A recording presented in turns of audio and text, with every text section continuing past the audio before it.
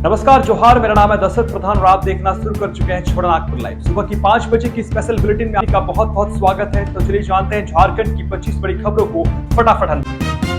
पहली खबर देखिए, जहां सोशल मीडिया शिकायत पर सीएम हेमंत का एक्शन, जांच के निर्देश। सोशल मीडिया पर सामने आई एक शिकायत पर मुख्यमंत्री हेमंत सोरेन ने त्वरित संज्ञान लेते हुए वन विभाग से जुड़े एक मामले में जांच के निर्देश दिए हैं। आरोप है कि झारखंड वन विभाग के कुछ सेवानिवृत्त वरिष्ठ अधिकारी सेवा समाप्त के बावजूद अब तक सरकारी आवास और अन्य सुविधाओं का उपयोग कर रहे हैं। ये मामला तब सामने आया जब झारखंड राब्ता हज कमेटी के अध्यक्ष हाजी मतलूब इमाम ने सोशल मीडिया प्लेटफॉर्म के जरिए मुख्यमंत्री का ध्यान इस ओर आकर्षित किया है। उन्होंने अपने संदेश में कहा कि संबंधित अधिकारी कई माह पहले रिटायर हो चुके हैं, इसके बावजूद सरकारी सुविधाएं खाली नहीं की गई है, जो नियमों के उल्लंघन और अनुशासनहीनता का संकेत देता है। शिकायत को गंभीरता से लेते हुए मुख्यमंत्री हेमंत सोरेन ने उक्त पोस्ट को साझा करते हुए संबंधित विभाग को तुरंत कार्रवाई करने और विस्तृत रिपोर्ट उपलब्ध कराने का निर्देश दिया है। मुख्यमंत्री ने स्पष्ट किया है कि सरकारी संसाधनों के दुरुपयोग को किसी भी स्तर पर बर्दाश्त नहीं किया जाएगा। मुख्यमंत्री के निर्देश के बाद वन विभाग में हलचल तेज हो गई है और मामले की जांच की तैयारी शुरू कर दी गई है। माना जा रहा है कि जांच रिपोर्ट के आधार पर दोषी पाए जाने वाले पर आवश्यक प्रशासनिक कार्रवाई की जा सकती है। ये मामला एक बार फिर सोशल मीडिया के जरिए उठे मुद्दों पर त्वरित सरकारी हस्तक्षेप का उदाहरण बनकर सामने आई है। अगली खबर देखिए, जहां धान अधिप्राप्त अभियान, किसानों का मनोबल बढ़ाने पर सरकार का फोकस।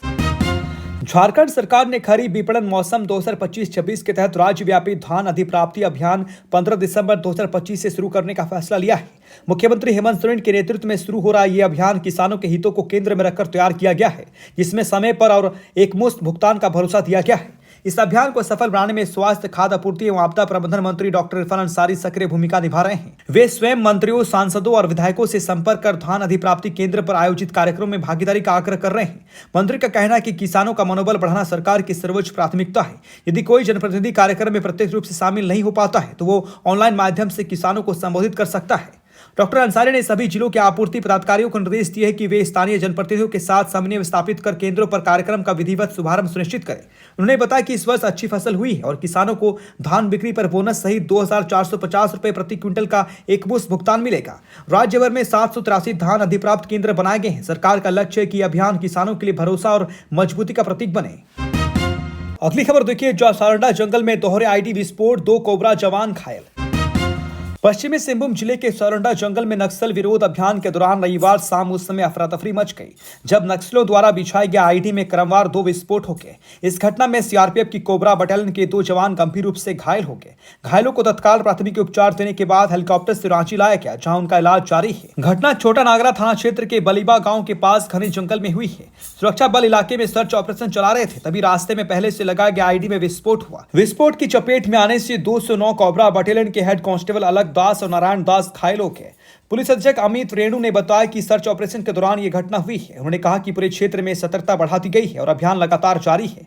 घटना के बाद आसपास के इलाकों में अतिरिक्त सुरक्षा बलों को तैनात कर सघन तलाशी अभियान चलाया जा रहा है। सारंडा जंगल लंबे समय से नक्सली गतिविधियों के लिए जाना जाता है। सुरक्षा बलों की लगातार कार्रवाई से नक्सली दबाव में है, जिसके चलते वे इस तरह की घटनाओं को अंजाम दे रहे हैं। पुराने आईईडी अब भी जवानों और ग्रामीणों के लिए खतरा बने हुए हैं, जिन्हें निष्क्रिय करने का अभियान लगातार जारी है। अगली खबर देखिए, जहां मुख्यमंत्री हेमंत सोरेन से ऑस्ट्रेलियाई हाई कमिश्नर ने की शिष्टाचार मुलाकात। मंगलवार को मुख्यमंत्री हेमंत सोरेन और विधायक कल्पना सोरेन से मुख्यमंत्री आवासीय कार्यालय में ऑस्ट्रेलिया के high commissioner Philip Green OM ने शिष्टाचार मुलाकात की। इस अवसर पर दोनों देशों के बीच आपसी सहयोग, विकास और समकालीन मुद्दों पर विस्तृत चर्चा हुई। मुलाकात में हाई कमिश्नर के साथ अंतर्राष्ट्रीय कानून की professor Susan Marks, first secretary Tom Centerford और सीनियर इकोनॉमिस्ट रिसर्च ऑफिसर अनगा भी मौजूद थी। बैठक में झारखंड में निवेश की संभावनाओं, आर्थिक सहयोग, शिक्षा और शोध क्षेत्र में साझेदारी पर विचार विमर्श हुआ। मुख्यमंत्री हेमंत सोरेन ने राज्य की विकास प्राथमिकताओं और अवसरों को हाई कमिश्नर के सामने रखा और बताया कि झारखंड निवेश, शिक्षा और अंतर्राष्ट्रीय सहयोग के लिए तैयार है। उन्होंने कहा कि राज्य में औद्योगिक और आर्थिक विकास की व्यापक अवसर हैं, जिन्हें अंतर्राष्ट्रीय साझेदारियों के माध्यम से बढ़ाया जा सकता है। मुलाकात सौहार्दपूर्ण माहौल में संपन्न हुआ और दोनों पक्षों ने भविष्य में आपसी सहयोग और साझेदारी को मजबूत करने की प्रतिबद्धता व्यक्त की। झारखंड ऑस्ट्रेलिया संबंधों को और विकसित करने के लिए ये बैठक एक महत्वपूर्ण कदम मानी जा रही है। अगली खबर देखिए, जहां सिमडेगा पुलिस की बड़ी कार्रवाई, चोरी के आरोपी गिरफ्तार। सिमडेगा के सदर थाना क्षेत्र में हुई चोरी के मामले में पुलिस ने त्वरित कार्रवाई करते हुए आरोपी को गिरफ्तार कर जेल भेज दिया है। एसडीपीओ बैजू उरांव ने प्रेस वार्ता में घटना की जानकारी देते हुए बताया कि खैरना टोली स्कूल मोहल्ला निवासी शेख राफत पर ईदगाह मोहल्ला निवासी सानिया फिरदौस ने अपने घर में चोरी करने का आरोप लगाया था। सदर थाना प्रभारी रोहित कुमार रजक के नेतृत्व में पुलिस ने मामले की जांच शुरू की और आरोपी को दबोच लिया। इस कार्रवाई में पुलिस ने चोरी की गई सभी सामग्री को भी मौके से बरामद किया। एसडीपीओ ने बताया कि चोरी की गई वस्तुएं जिसमें घरेलू सामान और कीमती चीजें शामिल हैं, पीड़िता को वापस कर दी गई है। पुलिस ने घटना की गंभीरता को ध्यान में रखते हुए बताया कि आरोपी के खिलाफ कानूनी कार्रवाई की जा रही है और उसे न्यायालय में पेश किया जाएगा। पुलिस का यह अभियान जिले में अपराध नियंत्रण और आम नागरिकों की सुरक्षा सुनिश्चित करने की दिशा में एक महत्वपूर्ण कदम माना जा रहा है। एसडीपीओ बैजू उरांव ने जनता से अपील की कि किसी भी संदिग्ध गतिविधि की सूचना तुरंत पुलिस को दे ताकि समय रहते कार्रवाई की जा सके और अपराधियों को पकड़ने में मदद मिल सके। पुलिस की सतर्कता और त्वरित कार्रवाई से लोगों में सुरक्षा का भरोसा बढ़ा है। अगली खबर देखिए, जहां बेरमो में सांप्रदायिक ताकतों को चेतावनी, संयुक्त मोर्चा ने निकाला मार्च। बेरमो में सांप्रदायिक सौहार्द को खतरा बताते हुए रविवार को संयुक्त मोर्चा के बैनर तले चेतावनी मार्च निकाला गया। बेरमो में सांप्रदायिक सौहार्द को खतरा बताते हुए रविवार को संयुक्त मोर्चा के बैनर तले चेतावनी मार्च निकाला गया। मार्च गांधी मूर्ति कारगिल गेट से शुरू होकर फुसरो के प्रमुख मार्गों से होते हुए निर्मल महतो चौक में आयोजित सभा में समाप्त हुआ। इस मार्च में बड़ी संख्या में न्यायप्रिय नागरिक, ग्रामीण और विभिन्न सामाजिक राजनीतिक संगठनों के प्रतिनिधि शामिल हुए। प्रदर्शनकारियों ने बेरमो में सद्भावना से खिलवाड़ नहीं चलेगा, हर जोर जुल्म के टक्कर में संघर्ष हमारा नारा है और जय झारखंड जैसे नारे लाकर सांप्रदायिक ताकतों को कड़ा संदेश दिया। सभा को भाकपा माले, भाकपा, जेएलकेएम, कांग्रेस और झामुमो के नेताओं ने संबोधित किया। उन्होंने कहा कि बेरमो की पहचान शांति और भाईचारे के लिए रही है और इसे किसी भी कीमत पर बिगड़ने नहीं दिया जाएगा। वक्ताओं ने इस युवाओं को गुमराह करने और जहरीली सोच फैलाने के प्रयासों की आलोचना की और कहा कि सांप्रदायिक शक्तियों के खिलाफ लंबी और संगठित लड़ाई जरूरी है।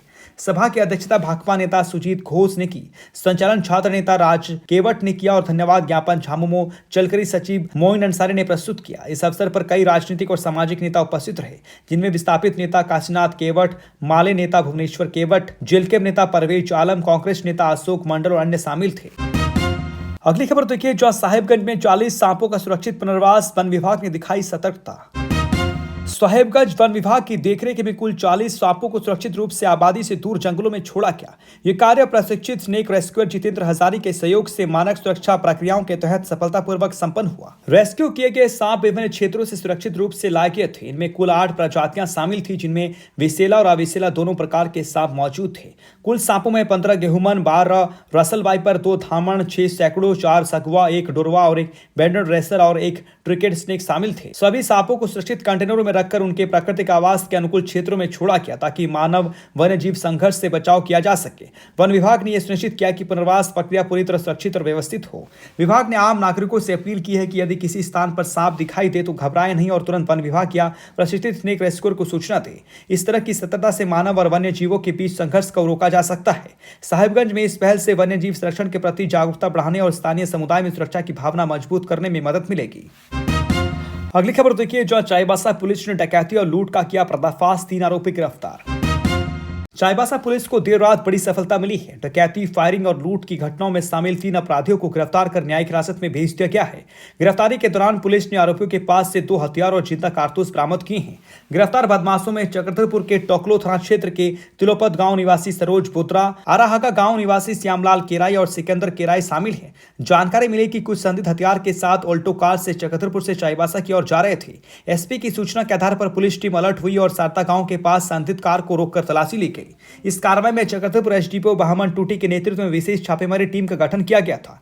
टीम में चाईबासा मुफस्सिल थाना प्रभारी विनोद कुमार, एसआई दिनेश कुमार और एएसआई नागेंद्र शामिल थे। पूछताछ में आरोपियों ने स्वीकार किया कि 8 दिसंबर को तोरला मोड़ कुमारडुगी थाना क्षेत्र के पास 9 साथियों के साथ मिलकर एक व्यापारी से 85,000 रुपए की डकैती की थी। इसके अलावा मुफस्सिल थाना क्षेत्र के क्यापत गांव के पास बाइक सवार से मोबाइल और 12,000 रुपए की लूट की घटना को भी उन्होंने कबूल की। पुलिस ने कहा कि अन्य घटनाओं के सिलसिले में जांच जारी है और सभी अपराधियों को न्यायालय में पेश किया जाएगा। अगली खबर देखिए, जहां सरायकेला खरसुआ में जंगल में भटकता बीमार हाथी की मौत, वन्य जीव संरक्षण पर उठे सवाल। सरायकेला खरसुआ जिले के चांडिल वन क्षेत्र में एक जंगली हाथी की मौत ने वन्य जीव संरक्षण की जमीनी हकीकत को उजागर कर दिया है। नीमडी थाना क्षेत्र के चातरामा गांव की जंगल तराई में दलदल में फंसी हाथी इलाज के इंतजामों के बीच दम तोड़ गया। हाथी महीनों से बीमार था और अत्यधिक कमजोरी के कारण भटकते हुए खेत और दलदल में फंस गया। ग्रामीणों ने शनिवार सुबह हाथी की स्थिति देखी और तब जाकर वन विभाग को सूचना दी। विभागीय टीम मौके पर पहुंची, लेकिन तब तक हाथी की जान जा चुकी थी। जेसीबी और अन्य संसाधनों के जरिए हाथी को बाहर निकालने की कोशिश की गई और पशु चिकित्सकों की टीम भी मौजूद रही, लेकिन हाथी को बचाया नहीं जा सका। ग्रामीणों का आरोप है कि समय पर प्रभावी इलाज और निगरानी होती तो ये मौत टाली जा सकती थी। हाथी की मौत के बाद स्थानीय लोगों ने परंपरागत रीति रिवाजों के अनुसार अंतिम संस्कार किया। चांडिल वन क्षेत्र पदाधिकारी शशि प्रकाश रंजन ने बताया कि हाथी पिछले 4 महीनों से बीमार था और उसका इलाज चल रहा था। हाथी के इस क्षेत्र तक पहुंचने के कारणों की जांच की जा रही है। इस घटना ने जंगल में बीमार वन्यजीव की समय रहते पहचान और रेस्क्यू की महत्व को उजागर कर दिया है और वन विभाग के दावों पर गंभीर सवाल खड़े कर दिए हैं। अगली खबर देखिए, जहां झारखंड में अवैध शराब तस्करी का बड़ा खुलासा, ट्रेलर पलटा। लातेहार जिले के चंदवा थाना क्षेत्र में रविवार सुबह हड़कंप मच गया जब रांची मेदिनीनगर राष्ट्रीय उच्च पथ 75 पर देवनद पुल के पास एक ट्रेलर पलट गया। यह ट्रेलर डाल्टनगंज की ओर से रांची जा रहा था। स्थानीय लोगों ने घटनास्थल पर पहुंचकर देखा कि ट्रेलर पर ऊपर से व्हाइट सीमेंट की बोरियां लदी हुई है, लेकिन बोरियों के बीच अंग्रेजी शराब की बोतलों से भरे कार्टून छिपाए गए थे। हादसे के तुरंत बाद चालक और उपचालक वाहन छोड़कर फरार हो गए। पुलिस अधीक्षक कुमार गौरव को पहले ही सूचना मिली थी कि ट्रेलर में अवैध शराब ले जाई जा रही है। ट्रेलर की तेज रफ्तार और संतुलन बिगड़ने से यह दुर्घटनाग्रस्त हो गया। पलटते ही अवैध शराब का नेटवर्क सामने आ गया। कुछ लोग मौके से शराब की बोतलों से भरे कार्टून उठाकर भागते भी देखे गए। कुछ ही देर में पुलिस टीम घटनास्थल पर पहुंची और स्थिति को नियंत्रित किया। ट्रेलर से बरामद शराब को जब्त कर थाना भेज दिया गया है। फरार चालक और उपचालक की तलाश की जा रही है। पुलिस ये भी पता लगा रही है कि शराब कहां से लाई जा रही है और इसका गंतव्य क्या था। ये घटना झारखंड में अवैध शराब तस्करी के बड़े नेटवर्क की ओर इशारा करती है। तस्कर अब नए तरीके अपनाकर शराब छिपा रहे हैं, लेकिन पुलिस की सतर्कता से ऐसे मामलों का खुलासा हो रहा है। बड़ी खबर की इस खास बुलेटिन में बने रहने के लिए आपका बहुत बहुत धन्यवाद। चैनल को सब्सक्राइब कीजिएगा, वीडियोस को लाइक कीजिएगा और शेयर जरूर कीजिएगा।